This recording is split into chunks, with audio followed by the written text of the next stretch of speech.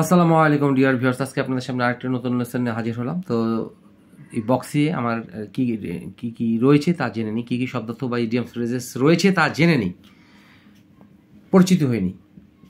Feel at home বা feel comfortable and relaxed, make oneself at home, নিজের মতো মনে করা বা স্বাচ্ছন্দ্য বোধ করা।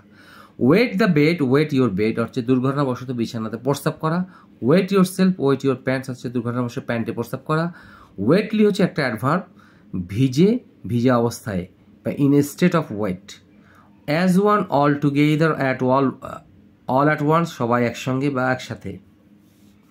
At all hours of the day and night দিনে ও রাতে যে কোনো সময়, অর্থাৎ at any time during the day and night. এখন এগুলোতে কীভাবে ট্রান্সলেশন করা যেতে পারে সুন্দরভাবে তা জেনে নিই। Feel at home, feel comfortable, relaxed and make oneself at home. অনুগ্রহ করে বসুন এবং নিজের বাড়ির মতো মনে করেন বা স্বাচ্ছন্দ্য বোধ করেন।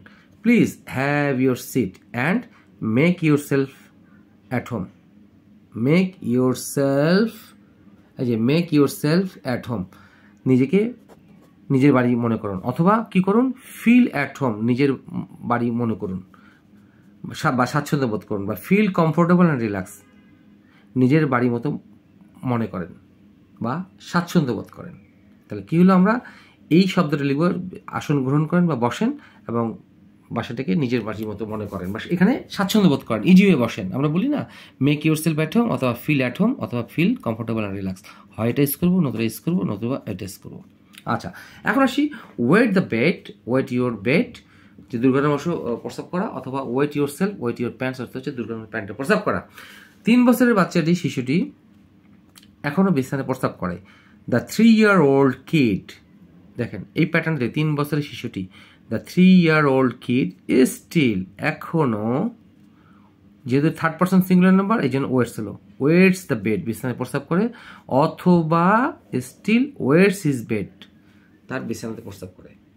আশা করি বুঝাতে পেরেছি।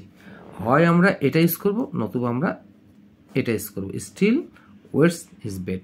The 3-year-old kid still wets the bed অথবা ওয়েটস হিজ বেড। আচ্ছা, দুর্ঘটনাবশত গতকাল একটি 5 বছরের ছেলে চলন্ত বাসে প্যান্টে প্রস্রাব করে ফেলেছিল। আচ্ছা, ইয়েস্টারডে এ 5-year-old বয়, একটি 5 বছরের ছেলে কি করলো, ওয়েট করেছিল। আমরা হয় এটাও প্রেজেন্ট পাস্ট পার্টিসিপল একই, পাস্টও এটা হচ্ছে ভার্ব টু, এই ওয়েটেড অর্থ হচ্ছে ভার্ব টু, এটা মনে রাখতে হবে। তাহলে কী হবে, a study a 5-year-old boy wetted himself অথবা wet himself in the running bus accidentally, দুর্ঘটনাবশত সে প্যান্টে প্রস্রাব করে ফেলে। আচ্ছা, এখন আসি ওয়েটলি, ভিজা অবস্থায়, ইন স্টেট অফ ওয়েট। ভিজা অবস্থায় আমার কাছে এসে দাঁড়িও না, তাহলে কী হবে, ডোন্ট স্ট্যান্ড বিফোর মি, আমার সামনে এসে দাঁড়ায়ও না। ওয়েটলি হয় এটা ইউজ করবো, নতুবা in state of wait.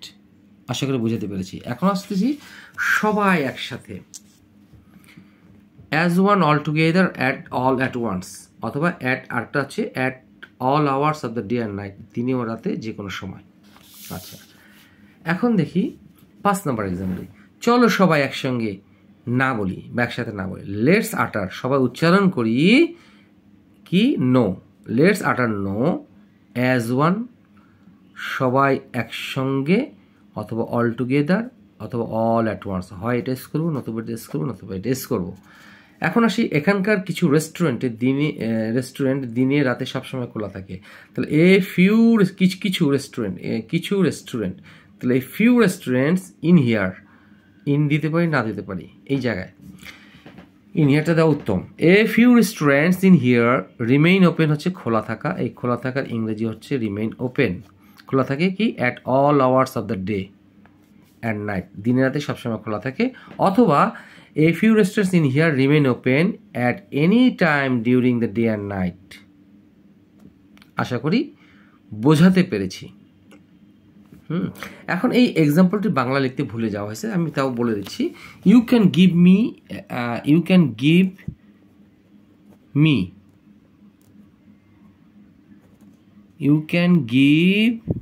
Me a buzz, এই বাস হচ্ছে ফোন করা, PHONE, ফোন করা। You can give me a buzz, তুমি আমাকে ফোন করতে পারো at all hours of the day and night, মানে দিনে রাতে যে কোনো সময় তুমি আমাকে ফোন করতে পারো। এটা বাংলা লেখা আমি বলে দিচ্ছি।